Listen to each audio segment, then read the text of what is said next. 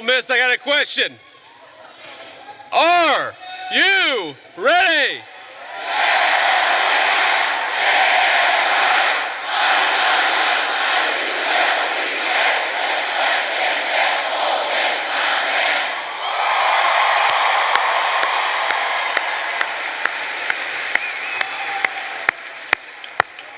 Wow, that was impressive. They told me that would be impressive, and they were exactly right. So let me say a few words of thank you first to my dear friend and the widow of my dear friend Charlie Kirk. Erica, you have been such an amazing inspiration to the entire country. How much do we love Erica Kirk? She's done a hell of a job.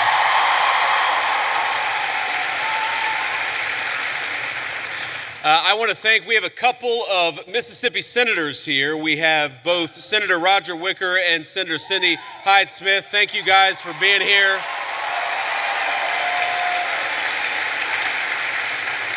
We have the governor of Mississippi with us. We got an all-star crowd here. Governor, thank you for being here.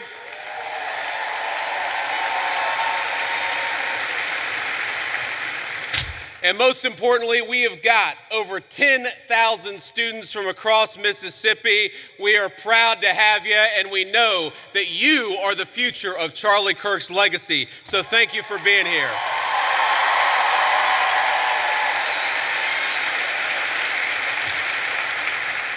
You know, I got this whole speech written, and I'm not going to deliver any of what I had written. I'm just going to speak from the heart, because that's what Charlie would so often do. And you know, when I think about what we lost 6 weeks ago, it feels like forever ago when I was in a meeting in the West Wing and one of my staff members came in and said that Charlie had been shot. And then I looked at my phone and I saw all the text messages and realized that my dear friend had been very seriously injured. Now, in the West Wing at that time, we actually thought that Charlie had a chance. We didn't know that he was eventually going to pass away. There were initial reports from the medical team that maybe things were going okay. And of course, eventually Charlie took his last breath and went home to be with his Lord and Savior. I remember thinking at that moment, first, of course, about Erica and the children. They've got their oldest, their daughter, is very similar in age to our youngest child. And I remember thinking, what a terrible tragedy for that family. And the second thing that I thought was, what a terrible tragedy for the United States of America. Because Charlie wasn't just a political figure. He wasn't just a guy who went around campus and said very interesting things and hosted all of these debates. He was a person who, particularly to the young people of this country, to all of you, he had the very best advice. And I think that's the most important way for me to honor Charlie, which is to repeat that advice, something I found true in my own life. Charlie wanted all of you, whatever life path you chose, whatever career you chose, whatever you ultimately did for a living, Charlie wanted you more than anything to invest in the things that were worth having, to build a life that was worth building. And that started, the most important advice he ever gave you was fall in love, get married, and start a family. And I can't honor Charlie without repeating that most important advice.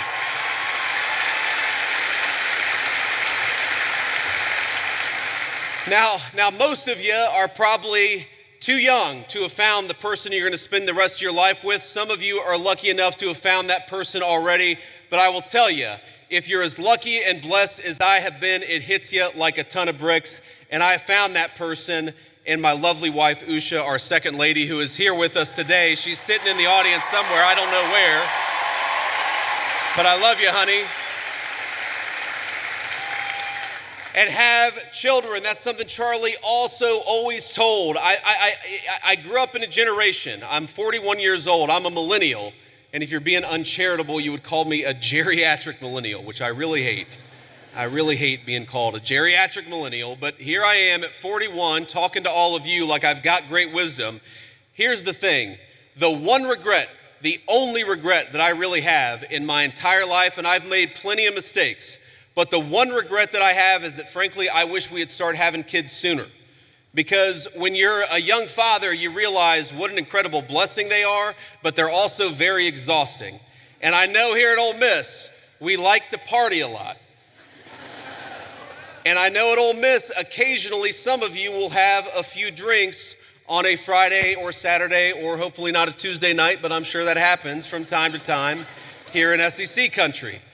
But here's the thing, when you go out until 3 in the morning and wake up at 6 a.m. for class, the thing that I've learned in my old age is that incredible energy, God actually meant it for another purpose, and that purpose was to help take care of a family. So while you're young, have those babies if you're able to. That's something Charlie said all the time.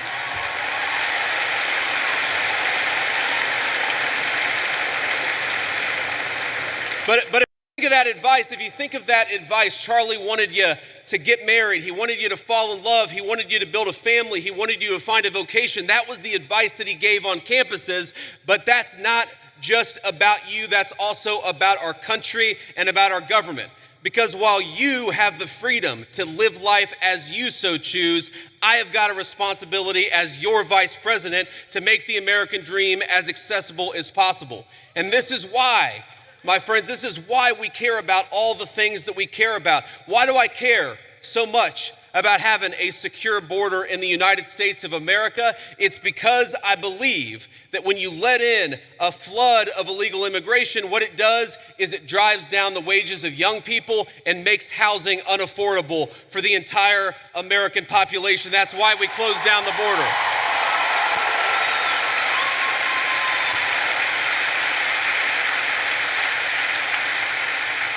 The left will say our immigration policy is about hating immigration, hating immigrants. We don't hate anybody. We love our fellow citizens, and because we want them to have the American dream, we shut that border down the very first day that Donald J. Trump was the President of the United States.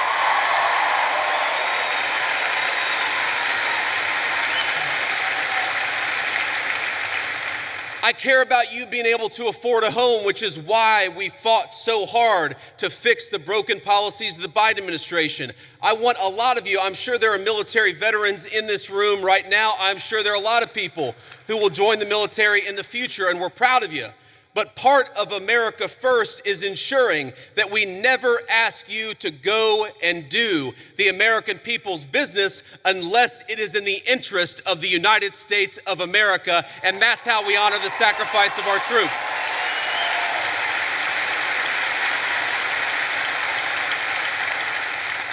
And that's why, my friends, that's why we care so much about free speech, as Charlie lived and died for the basic principle that we ought to be able to talk about our differences, we ought to be able to debate them, and we ought to have faith that the best way to make sure that the best idea wins is to actually just have a discussion.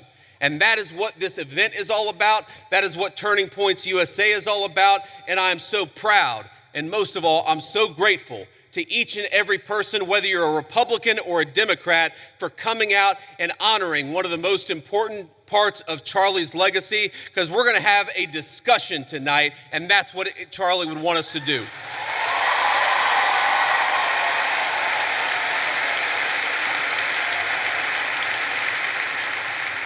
Now, I want to get to questions, and I want to leave plenty of time for questions, but I want to make just a couple of final points about Charlie's legacy in politics. The most important thing about Charlie is that he was a great husband and a great father. Erica told me probably 12 hours after Charlie had been pronounced dead, she was just absolutely devastated. She was unable, if you've ever known anybody who's grieving, sometimes they're unable to even hold a single thought for more than a few seconds. And what Erica told me, and I'm going to get a little emotional, is that she said that Charlie never yelled at her, he never cussed at her, and that to me is a great legacy to leave as a husband and a father, for your wife to be able to say that my husband was always good to me, and Charlie was a good man.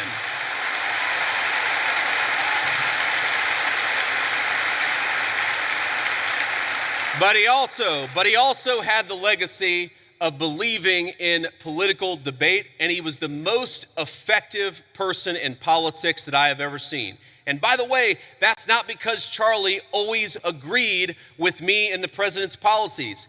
I remember one time in particular where Charlie Kirk called me, and guys, he was mad. It was one, I wouldn't say the last conversation that I had with him, but it was in the last few months of his life. And he called me and he said, JD, I'm really worried. I'm really worried that what's going on in the Middle East right now is going to lead the United States into a protracted military conflict. I've never told anybody that Charlie was really worried about that in the final months of his life. Now, here's the thing.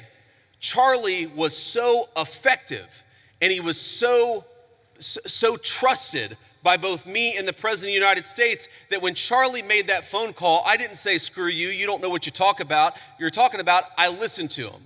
And I really believe that one of the reasons why the President of the United States knocked out the Iranian nuclear facilities, but never got the United States into a protracted military conflict and never lost a single American in a Middle Eastern conflict is because we had the wisdom and the good sense to recognize that the American people are done with American troops dying in unnecessary foreign conflicts. But Charlie Kirk reminded me of that. Charlie Kirk.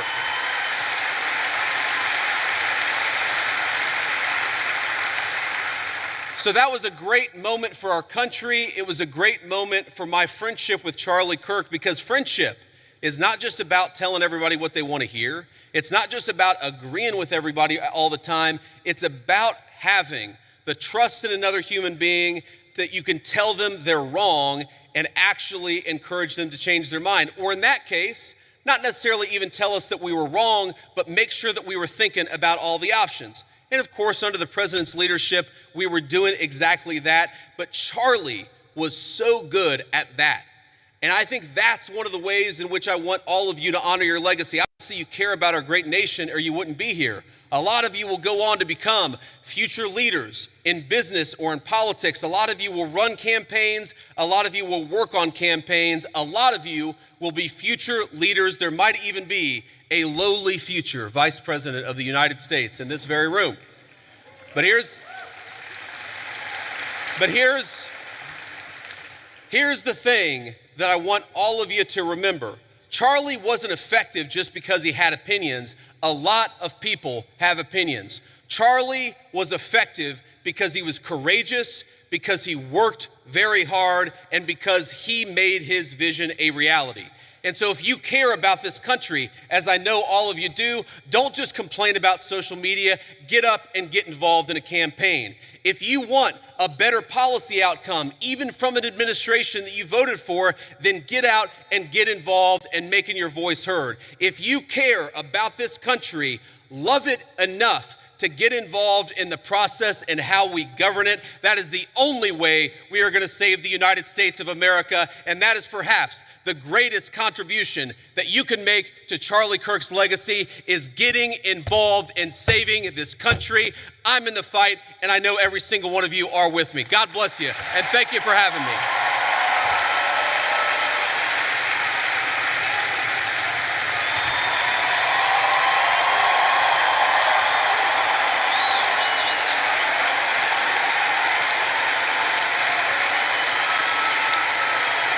Thank you. But hey, please, I appreciate that, but we're not even halfway done. So here's, I don't know what you're saying, but it sounds awesome.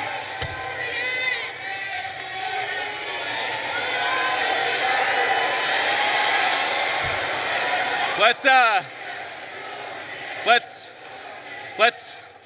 not get ahead of ourselves, ladies and gentlemen. What we're going to do next is actually take some questions. And I remember one of my favorite things about Charlie, not that there aren't going to be some questioners who agree with me, but if you disagree with me, I would ask that you come to the front of the line, because we want to talk to people we agree with. We also want to hear from people we disagree with. It is hard for me to see because the spotlights are very bright, but whoever's in line, go ahead and ask your question. Oh, there we go. Okay, now I can see you. How you doing? Hi, Mr. Vice President. Thank you so much for being here. My name's Lucy. And I'm Ellie, and we're with the Turning Point chapter for this question. Thank you, guys. Can you tell us how your faith helps you in your role as Vice President? Well, I appreciate that. That is a very good question. And this is another way in which Charlie has affected my life. I would say that I grew up, again, in a generation where even if people had very deep personal faith, they didn't talk about their faith a whole lot. And I grew up in a country where you just didn't hear political leaders talk about their faith, but the reason why I try to be the best husband I can be, the best father I can be, the reason why I care so much about all the issues that we're going to talk about is because I believe that I've been placed in this position for a brief period of time to do the most amount of good for God and for the country that I love so much. And that's the most important way that my faith influences me is we all get a limited opportunity to make a difference. And if you believe as we believe, you believe that God, you believe that Jesus Christ has a plan. And sometimes we don't understand that plan. By the way, one way I don't understand that plan is why my friend lost his life 6 weeks ago. Sometimes I get pissed off about that. But what I remind myself is that there is a deeper rhythm, that Jesus Christ is the author of the fate of human history, and we are charged to do everything that we can to effectuate that vision, to make our country a more virtuous place, a more prosperous place where people can raise a family and not be persecuted for their faith, but teach their children their faith. That recognition that all of us have a duty. And I have two very important duties as Vice President of the United States, to the American people and to God, and that's the most important influence my faith has on me. Thank you.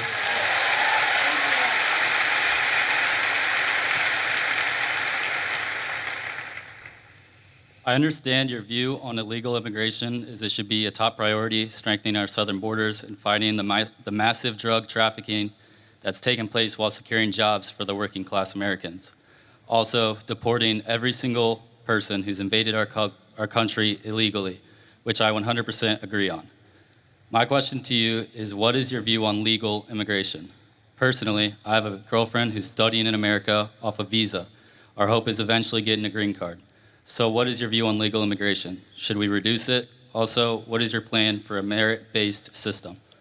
Yes, sir. Well, I appreciate the question. And look, my honest view is that right now, America, thanks in part to the Biden border invasion, but also thanks in part to a lot of bad immigration policy, right now, we have let in too many immigrants into the United States of America. That is just a fundamental reality. Now, look, legal immigration is complicated because we let in about 1 million legal immigrants into the United States of America every single year. And I think the evidence is pretty clear that a lot of those immigrants are actually undercutting the wages of American workers. It's one of the reasons why the President of the United States, and a lot of us in the administration have encouraged H-1B reform, because if you look at the H-1B visa, what it's supposed to be is that you have a super genius who's studying at an American university, who's working at a great company. You want that super genius to stay in the United States of America and not go somewhere else. What it's actually used to do is hire an accountant at a 50% discount to an American citizen. I don't think that we should be hiring accountants from foreign countries when we've got accountants right here in the United States that would love to work for a good wage.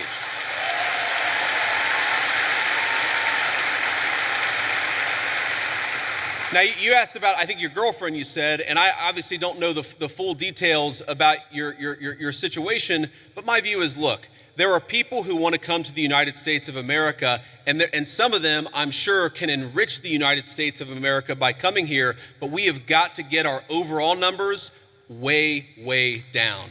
Too many people have come into the United States of America. I am married to the daughter of immigrants who came to the United States in the 1980s. I do believe that many immigrants do in fact enrich the United States of America. But here's the problem. We don't even know how many illegal aliens we have. We don't even know. The best guess is probably 25, 30 million people. I've heard estimates as high as 50 million. When something like that happens, you've got to allow your own society to cohere a little bit, to build a sense of common identity, for all the newcomers to assimilate, the ones who are going to stay, to assimilate into American culture. Until you do that, you've got to be careful about any additional immigration, in my view. Thank you, sir. Thank you.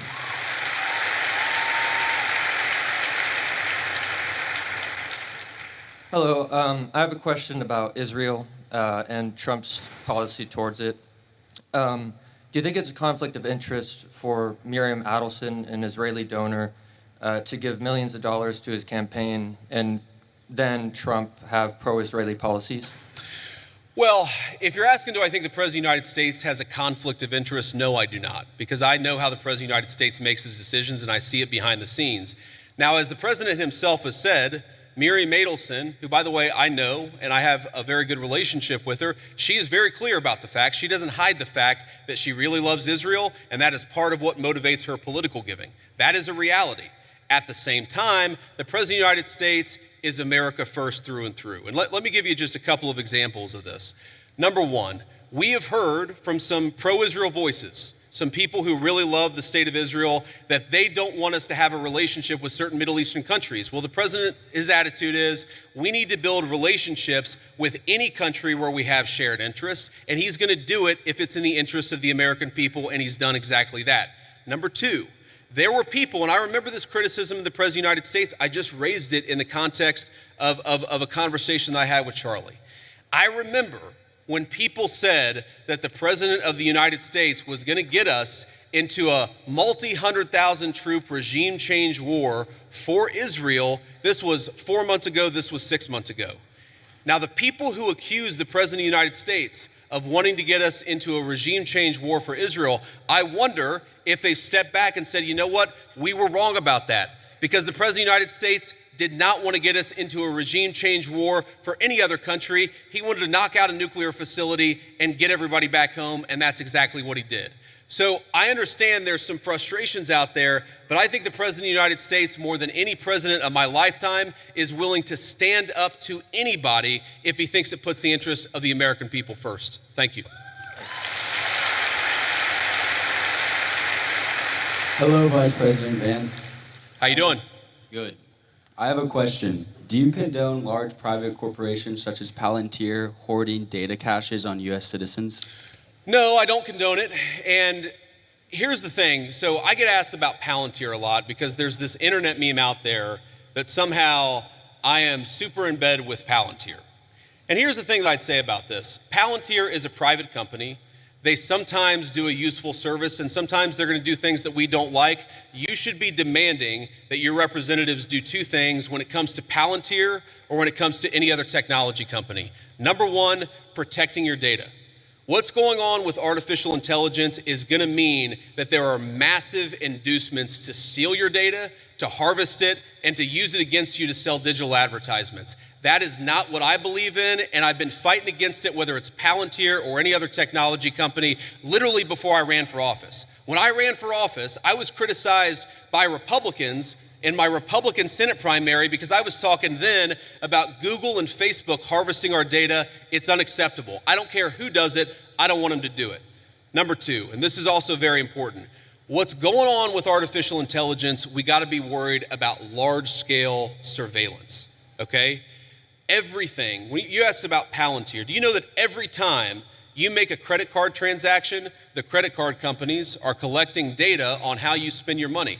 Do you know that every time you linger over a link on the internet for more than a half second, the search engines are collecting data on you so that they can sell you advertisements? One of the biggest questions for American policy over the next 10 years is how to ensure that you are a sovereign citizen. And you cannot be a sovereign citizen if any private corporation or any government can steal something from you that belongs to you.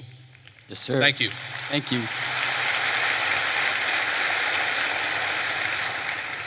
Vice President JD Vance, good evening. Thank My you. question is, the Republican Party, they stand for the right to bear arms. A lot of things the founding fathers really made a priority. Sure. And I feel as if requiring Christianity in public schools goes against the founding fathers' wish of freedom of religion. What do you think about that? Well, I guess, who is saying that we require Christianity in public schools? Just from what I've seen on the media and the news, it seems like the Trump administration had wanted to make praying in schools and Christian values incorporated. Well, look, I think Christian values are a good thing, and I'll talk to you about why I think that's a good thing, but that's separate from forcing people to pray, which I don't think that anybody, certainly no Christian that I know, would ever support or ever endorse. And let me just say something generally about all the people. I see there's a big line, and I hope I can get to everybody's question. I remember when I was a sophomore in high school, I went to an event at my church, which was a book signing with Oliver North and Sean Hannity, the Fox News host. And this was back before, this was, I guess, 25 years ago. And so neither of these guys was maybe as big as they are today. And I remember standing in line and I'm about to say hello to Oliver North and Sean Hannity. And I remember thinking to myself, I was so nervous. All I need to do is shake their hand, give them a firm handshake and tell them my name.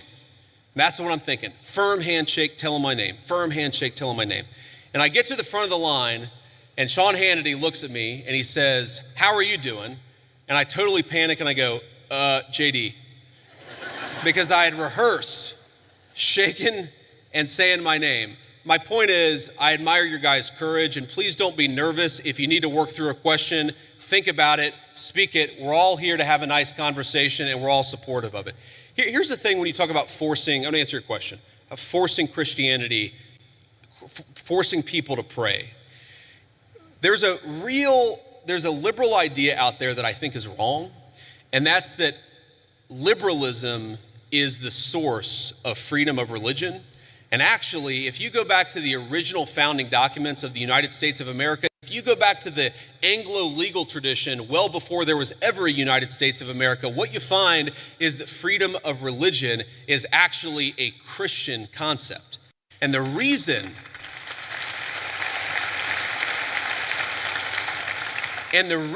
it's a Christian concept is very simple.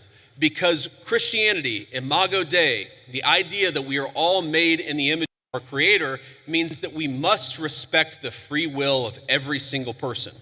Now, part of that is you have a conversation with people. Having free will doesn't mean that you're not allowed to encourage somebody, that you're not allowed to talk to somebody about your faith, that you're not allowed to talk about certain values in school. When our founders talked about freedom of religion, they didn't mean you weren't allowed to say a Christian prayer in a public school or that you weren't allowed to talk about Jesus Christ in a public forum. They just meant that nobody could force you to profess the Christian faith. That had to come from your own free will. And I believe that, and I think every Christian who I've ever spoken to believes that the source is the Christian, the source of your faith, the Christian understanding must be your own free will. But here's the thing about Christian values.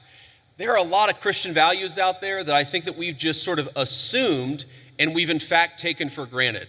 Christian values are the idea that you should respect every single person as an individual, whatever the color of their skin, created in the image of God. That's a Christian concept. And in fact, it was a Christian empire, Great Britain, that abolished slavery to begin with. The idea that we should eliminate child sacrifice. What did the Christian settlers find when they came to the New World? They found a lot of civilizations that were murdering babies in weird religious rituals. It was Christianity that said we don't kill children just because they're somehow inconvenient to people.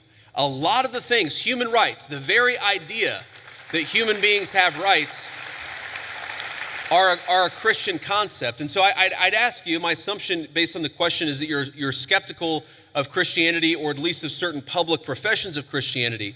One of my favorite Bible verses is, "By your fruits ye shall know them." And I think that the fruits of the Christian faith are the most moral, the most just, and the most prosperous civilization in history. I make no apologies for believing that Christianity is the pathway to God. I make no apologies for thinking that Christian values are an important foundation of this country, but I'm not going to force you to believe in anything because that's not what God wants and that's not what I want either. So, Go ahead. for the school system, do you agree that there should be Christian implementation, or do you think that school system should be neutral and be focused on science, literature, reading, writing, arithmetic? Well, I reject the idea that anything is purely neutral. Okay, there are, for example, let's take a basic scientific fact, and this is a little spicy. I'm not trying to make this too controversial, but take the basic scientific fact of, can you take a pill to change your biological gender? Okay, now that's something that 15 years ago, quite literally, every single scientist in the Western world would have said, absolutely not, that's crazy, and now people will. I think the premise of your question, I don't totally share it because I don't think perfect neutrality is possible. What is it? You talk about history. Was Christopher Columbus a great explorer, or was he a guy who committed genocide against the native populations? These debates, I'm happy to have them, but I reject the idea that there are truly neutral debates. Anybody who's telling you their view is neutral likely has an agenda to sell you, and I'm at least honest about the fact that I think the Christian foundation of this country is a good thing. Next. Okay, thank you. And Thank you. for the pill you're talking about, what do you mean specifically? Are you talking about testosterone, estrogen? Yeah, I'm talking about hormone replacement therapy. That's what I'm talking about. Just to be respectful, let's keep it going. Yes, thank you. Have a good night. You too. Hello, Mr. Vice President. Thank you so much for giving this opportunity to talk here today. I did not agree with many of the things that you said right ahead of this, but I don't think that's my point to discuss here. What I want to ask is, It's okay. you are married to a woman who is not Christian. In her Wikipedia, I mean, I just looked it up. I wanted to know what her faith was. I didn't know this before, but she still calls herself Hindu. You are raising three kids in cultural, racial, religious household. How are you maintaining, or how are you teaching your kids not to keep your religion ahead of their mother's religion? Or how are you teaching them that your kind, they're that kind who got here just few years or few decades ago is different or is better than your mom's kind who got here just a generation before? How are you balancing that? And when you talk about too many immigrants here, when did you guys decide that number? Why did you sell us a dream? You made us spend our youth, our wealth in this country and gave us a dream. You don't owe us anything. We have worked hard for it. Then how can you, as a vice president, stand there and say that we have too many of them now and we are going to take them out to people who are here rightfully so by paying the money that you guys asked us? You gave us the path, and now how can you stop it and tell us we don't belong here anymore? And one more thing. Do you have to There's be... a lot there. I don't know if I'm going to remember all this, but I will try. I'm sorry. I had to say all of this, and please take it with due... I'm saying all of this with due respect. Go ahead. Please. I have no Thank you. intention of causing a scene here or anything, but... We're not close to causing a scene, Yeah. don't worry. But we talked about Christianity, all of this. I'm not even Christian, and I'm here standing to so support. Why are we making Christianity one of the major things that you have to have in common to be one of you guys, to show that I love America just as much as you do? Why is that still a question? Why do I have to be a Christian? Okay, so there was a lot there, and I'm going to try to respond to as much of it as I can. So on the question of immigration, so first of all, I can believe that we should have lower immigration levels, but if the United States passed a law and made a promise to somebody, the United States, of course, has to honor that promise. Nobody's talking about that. I'm talking about people who came in violation of the laws of the United States of America, and I'm talking about in the future reducing the number of people. Sorry, what? May I continue on that?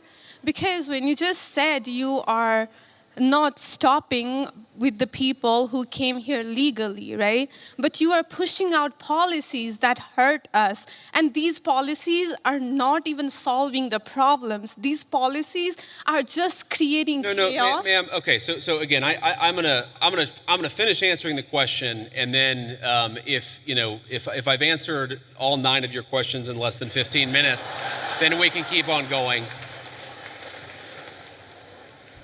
We got to have a little fun, right?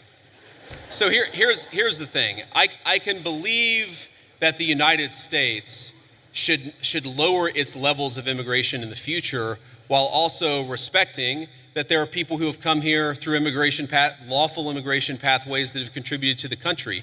But just because one person or 10 people or 100 people came in legally and contributed to the United States of America, does that mean that we're thereby committed to let in 1 million or 10 million or 100 million people a year in the future? No, that's not right. We cannot have, I'll go ahead and finish. We cannot have an immigration policy where what was good for the country 50 or 60 years ago binds the country inevitably for the future. There's too many people who want to come to the United States of America, and my job as vice president is not to look out for the interests of the whole world, it's to look out for the people of the United States. Now,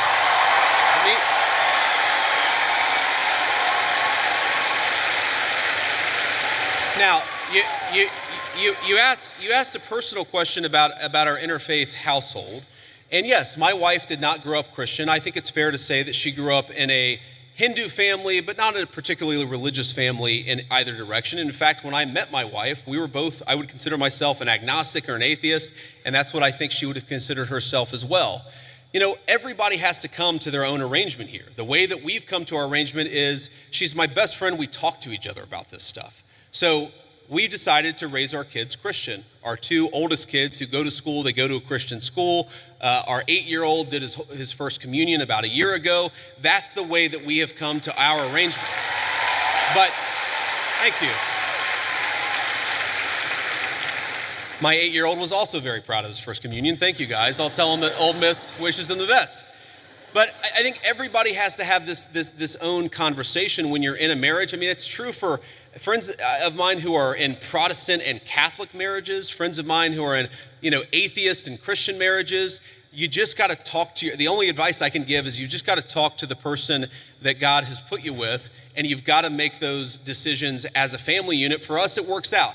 Now, most Sundays, Usha will come with me to church. As I've told her and I've said publicly, and I'll say now in front of 10,000 of my closest friends, do I hope eventually that she is somehow moved by the same thing that I was moved in by church? Yeah, I honestly do wish that, because I believe in the Christian gospel, and I hope eventually my wife comes to see it the same way. But if she doesn't, then God says everybody has free will, and so that doesn't cause a problem for me. That's something you work out with your friends, with your family, with the person that you love. Again, one of the most important Christian principles is that you respect free will. Usha's closer to the priests who baptized me than maybe I am. They talk about this stuff. My attitude is you figure this stuff out as a family, and you trust in God to have a plan, and you try to follow it as best as you can, and that's what I try to do. I want to make a final point. So I don't want to cut you off. I want to be respectful to all the people behind you in line, but I want to make this point about immigration, okay?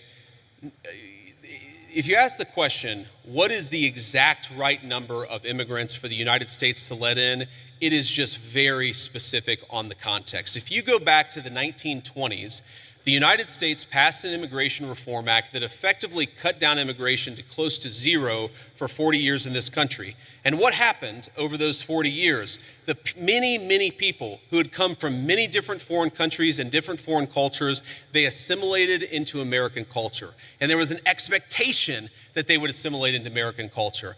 I think we have two problems in our immigration system today. And my guess is you're probably a slightly more leftist political persuasion, liberal political persuasion, maybe not. But here's the thing.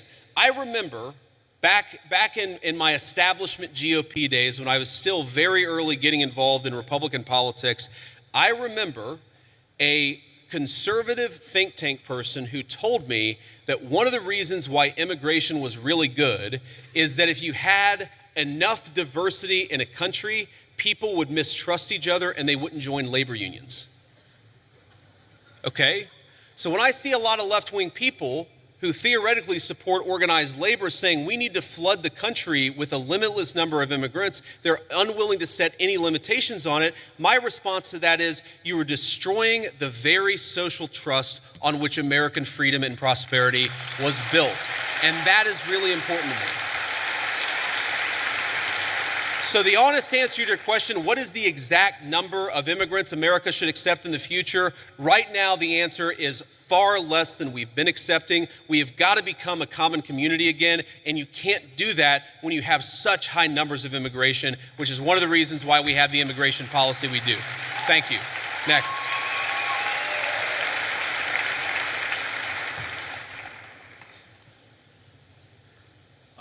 Good evening, Vice President Vance. I just want to say it's an honor to actually be able to talk to you. It's an honor to be here. Thank you. Thank you. One of my biggest questions is, I feel like one of the biggest problems that America is facing today is that ever-growing social political divide, and we're seeing this on the Republican and Democratic side, but we've seen that a refusal to cooperate with the other side has led to some major issues, including right now the government shutdown. And I wonder, as the party in power, what are your plans to address that issue towards, reaching that olive branch out to the other side to actually come to an agreement on how to go forward with our government? Look, it's a very good question. And let me just say, on the government shutdown in particular, the reality here is that there's a very simple bill that just reopens the government. It does it through pretty much the end of the year. That got every single Republican in the House of Representatives to support it. And then it got 52 Republicans in the Senate and 3 Democrats in the Senate to support it. But because of weird Senate procedural rules, it requires a 60-vote threshold. So on that issue in particular, when you have every single Republican with like 2 exceptions in both houses of Congress, I feel pretty confident. I know that I'm partisan. I know I have an R next to my name. But I feel pretty damn good saying the shutdown is the Democrats' fault because we voted again and again to open it.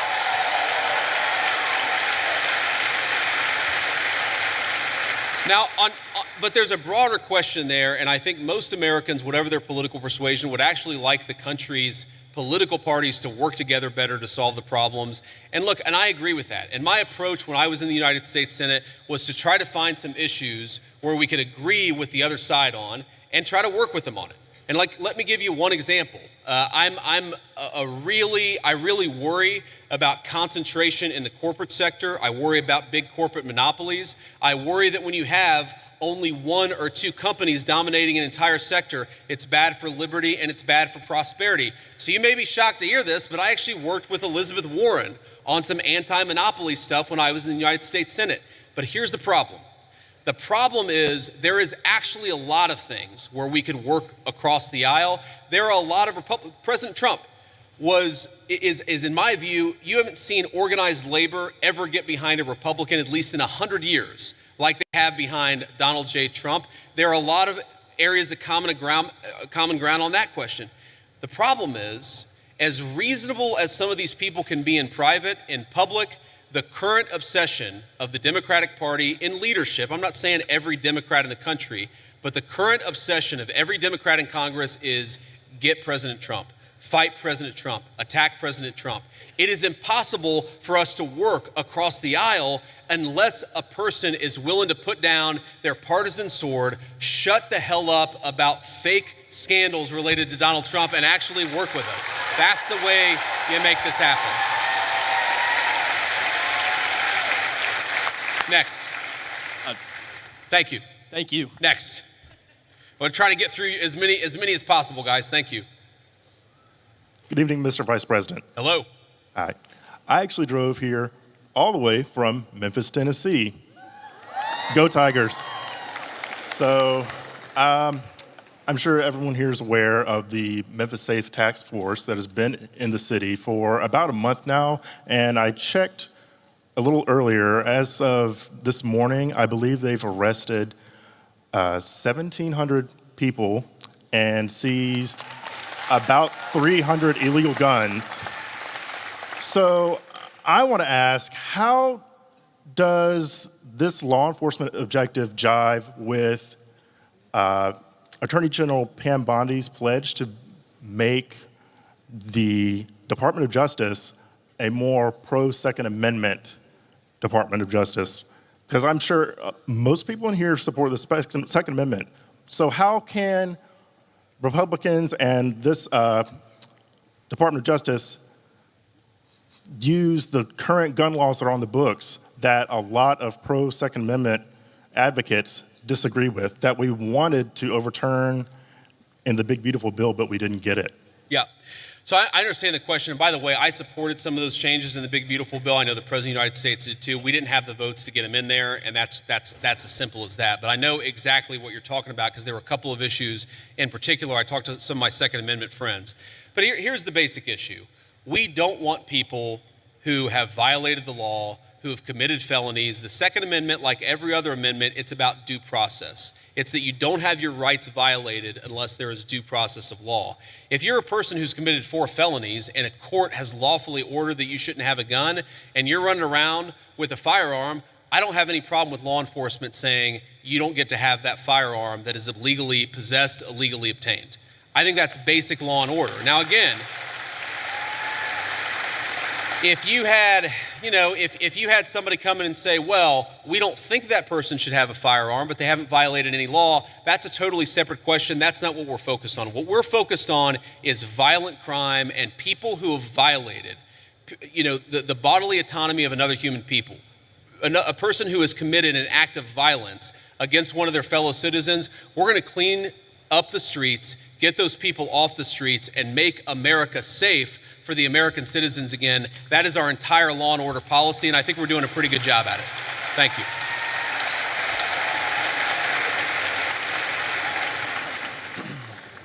Thank you for the opportunity to speak. I'm a Christian man, and I'm just confused why that there's this notion that we might have owe Israel something, or that they're our greatest ally, or that we have to support this multi-hundred-billion-dollar foreign aid package to Israel to cover this, to quote Charlie Kirk, ethnic cleansing in Gaza.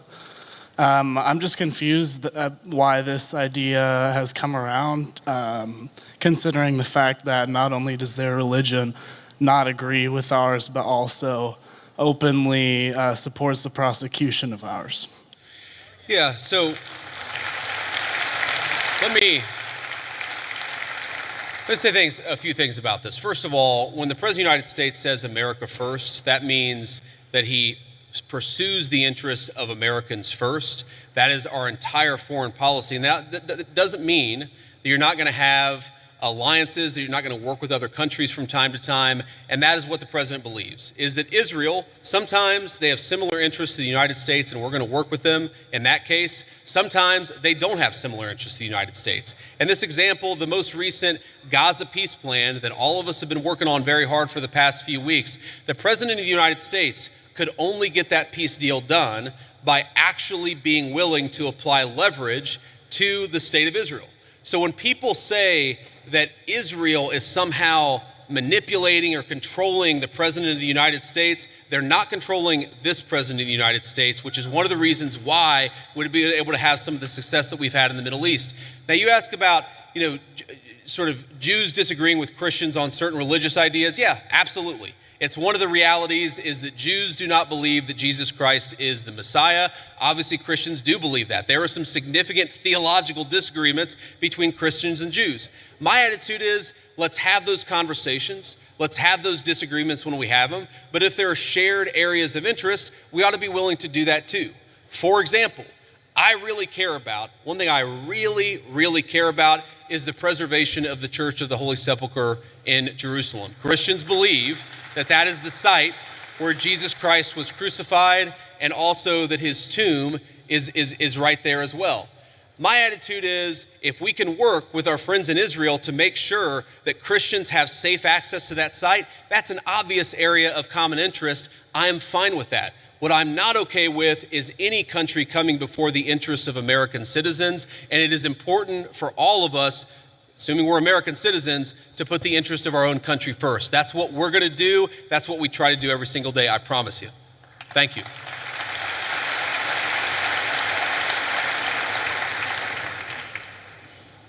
Hi, Mr. Vice President. I'm the president of our pro-life organization here at Ole Miss, Rebels for Life.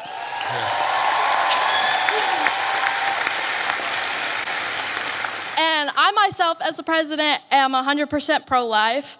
And I know you've stated, you being Catholic, that in the past, you've stated that you're 100% pro-life. But since joining the presidential campaign as the VP, you've kind of wavered how you see abortion. So I'm just wondering what your stance is right now. Sure. And do you think that someone else's right to liberty trumps someone else's right to life?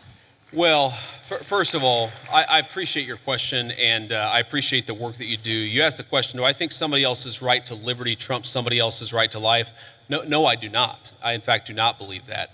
Now, you said, and I'm going to take issue with something you said, just the premise of the question, which is that I've wavered on the pro-life issue. I really do believe that the president has been the most pro-life president in the history of the United States of America. Now, that said, there are two things that I think we have to keep in mind here.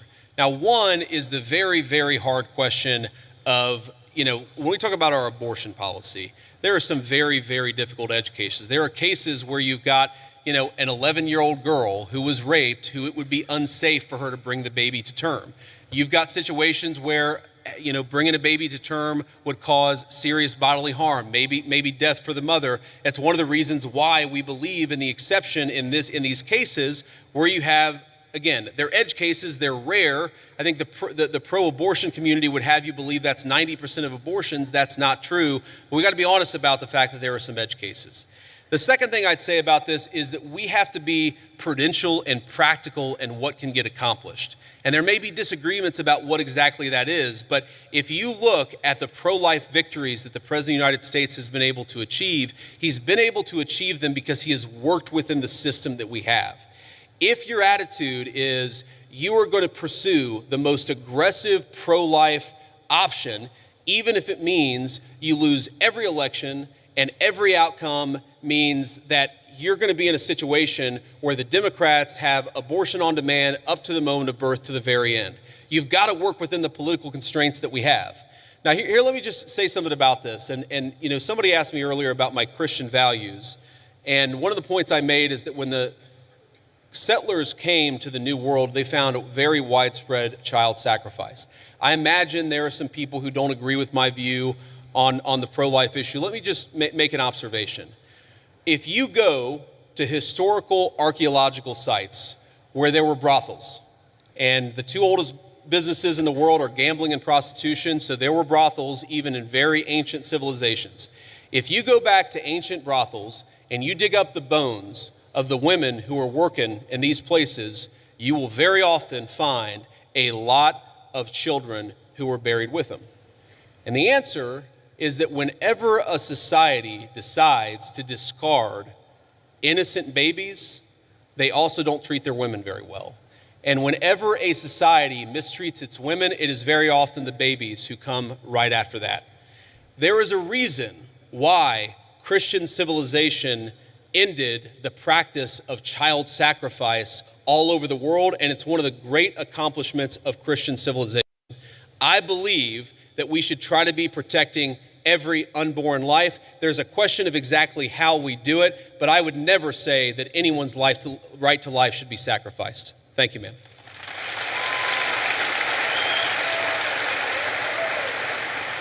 First, I just have to say I'm thrilled to hear you articulate Christian values on a stage like this and to remind us that things we take for granted and things we value so much have a Christian origin. So thank you for that. I really mean that. However, so much of liberalism, by the way, so much of the far left is a sort of, if you really pay attention to it, it's a kind of perverted version of Christianity. Like, there's nothing wrong, of course, with focusing on people who are disenfranchised, for example. That's the focus of liberalism. But if you completely separate it from any religious duty, any civic virtue, then that can actually become, for example, an inducement to lawlessness. You can't just have compassion for the criminal, you also have to have justice too, which is why I think that a properly rooted Christian moral order is such an important part of the future of our country. But sorry, I interrupted you, go ahead. No, amen, absolutely.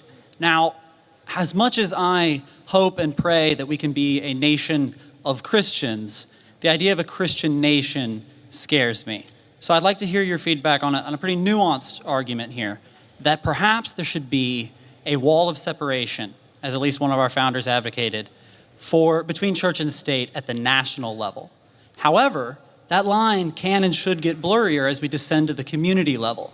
And perhaps that is actually the system, the structure that our founders gave us when they said Congress shall make no law establishing a religious body. However, states did have close relationships with churches at that time. Yeah. Do you think that that is a rationale that works? Do you think that that is the way we should implement around these Christian values? So this is a very nuanced point, and I want to just make sure that everybody's kind of on the same page here. So if you go back to the First Amendment, it doesn't say separation of church and state. It says Congress shall make no law respecting an establishment of religion. But if you go back to the founding time, there were actually a number of states that had formally recognized churches. So there was the Anglican Church of Virginia. That was the official state church of Virginia. Maryland at the time was the only majority Catholic colony, or at least had a significant Catholic representation of the original 13 colonies. There's a lot there. And yes, I do think that what happened is the Supreme Court interpreted Congress shall make no law respecting an establishment of religion to effectively throw the church out of every public space at the federal, state, and local level. I think it was a terrible mistake, and we're still paying for the consequences of it today. But and I think this is your point, if you were to undo that, if you were to get back to a system actually meant by the founders where Congress is not setting up an established religion, but people in their local communities can kind of do whatever it is that they want to do, I think that would be a better system than what we have today. But I think the most important principle that we have got to remember is you do not have to completely kick God out of the public square, which is what we've done in modern America. It's not what the founders wanted. It's not good for the United States of America. And anybody who tells you it's required by the Constitution is lying to you. Thank you.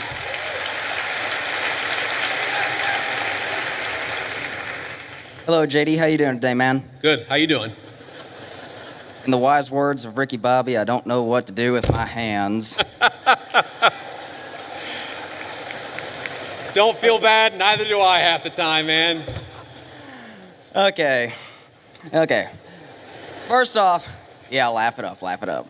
Okay, first off, I just want to say I am a huge supporter of the Trump administration. I was 3 months too late to vote for you guys, but if I could have, I would have.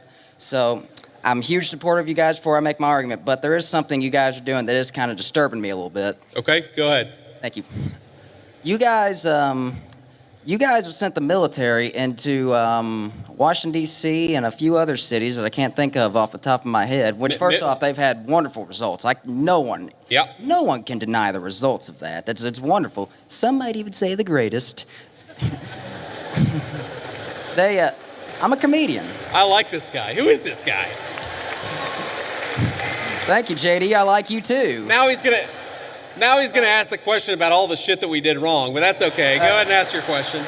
But yeah, I'm just wondering, well, it's not necessarily something you did wrong, but it's what could someone else do wrong? Let's say we get a complete tyrant in office, and let's say Turning Point USA is having a huge protest against, something really bad that we don't like, and let's say he's, a president is saying that it's getting violent. How can we, I'm trying to think, my mind's kind of blank. What is the difference between what you're doing and how could we prevent someone from abusing that power?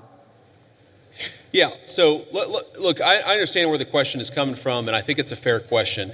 And it's going to sound like I'm being sarcastic, and it really is not meant in any offense. But when you talk about what could another administration do, to take a wild, hypothetical example totally off the top of my head, what if Joe Biden sent the Federal Bureau of Investigation to start arresting his political opponents? Okay?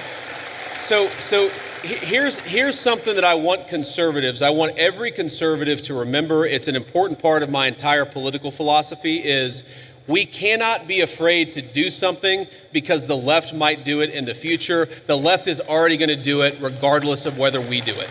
That is the takeaway of the last 40 years.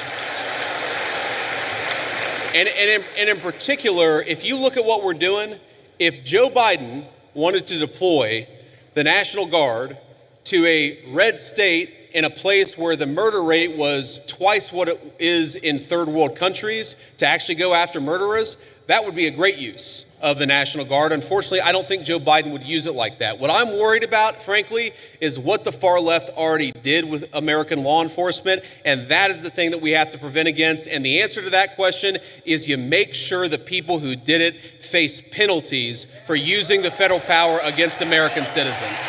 And by the way, That's exactly what we're trying to do. Thank you. Thank you, JD. Honor to meet you, man. Good to meet you too, man.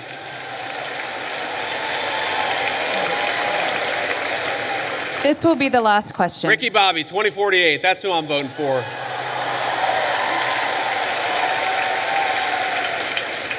This is the last, oh, wow, we've been here over an hour. That's amazing. Okay, I'm sorry, those of you who didn't get to answer a question. I tried to be as quick as I could. Go ahead. Mr. Vice President, I'm humbled and honored to be here. Recently, President Trump endorsed a candidate to run against Republican Representative Thomas Massie, who has opposed and criticized some of the Trump administration's aims. How would you address those who fear that principled disagreement or independent thinking is discouraged within the party because of how it can be framed as a betrayal instead of as internal accountability or an opportunity for debate and negotiation? So it's a very good question. And let me say, this one is hard for me. And the reason it's hard for me is because Thomas Massie and I, he's one of the first people that ever reached out to me about my book or about political office. I've known Thomas Massie well before I ever got involved in politics. Thomas's wife died well, maybe it was a year and a half ago, 2 years ago. It was a little while ago. She died very unexpectedly, was a very sweet and kind woman. And I was probably one of the first people that called Thomas to offer my condolences. I think the problem with Thomas, and I've told him this in private, and now I guess I'll say it in public, is it's one thing to disagree with the party on a particular issue. It's one thing to to have your independent stand on a number of questions. And by the way, some of the stuff where Thomas Massie has been independent against the Republican Party, I've agreed with him with. Thomas and I worked together during 2023, where I was trying to stop the limitless flow of American money to Ukraine, and Thomas was one of the people I was working closest with it. But that's one thing. Being independent, having your own opinions is one thing. Voting against the party on every single issue, you're eventually going to make too many enemies. And that is the problem that Thomas has had. It's not one issue, it's not 3 or 4 issues. It's that every time that we've needed Thomas for a vote, he has been completely unwilling to provide it. That is why the President of the United States has trained his ire on Thomas Massie. It's because we can never count on him for some of the most difficult votes. I wish that weren't the case. I say that as somebody who's known Thomas well before I got into politics, but politics is politics, and when you always vote against the party, you can't expect the party to actually back you. That's the reality. So, let me say just a couple of final things before I hit the road here. And one, it has been such an amazing honor to be with all of you this evening. I want to say 2 things.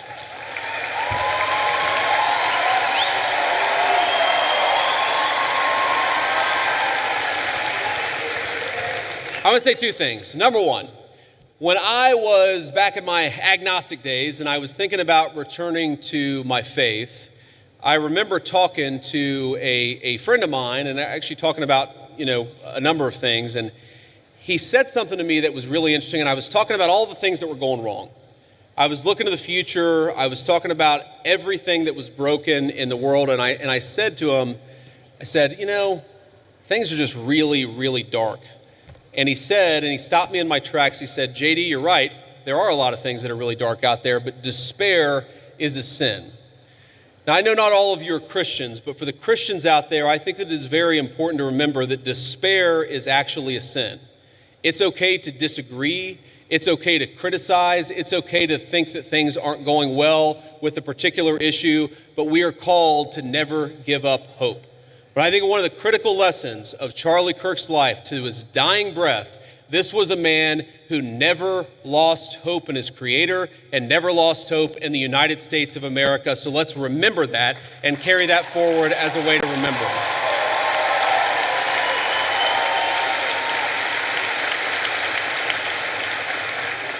And the second thing that I want to say is, in line with despair being a sin, look, I imagine that I can tell most of you apparently agree with a lot of what I said. I'm sure that a lot of you disagree with some of the things that I've said. That's okay. We don't need in our political movement people who agree with us on every single issue. We got a couple of questions about Israel. We got a couple of questions about the National Guard deployments. We don't need somebody who agrees with us on every single question or every single issue. What we need is people of good faith who love the United States of America and are willing to work hard to save it. So when you look at all the accomplishments, you look at the accomplishments of the last 9 months. We inherited the worst border crisis in the history of the United States of America. We shut down the border, and net immigration is 2.5 million lower today than it was in 9 months. That means the total number of people that have been sent out of this country is 2.5 million. We have 2.5 million fewer illegal immigrants than we had. That's a great accomplishment. We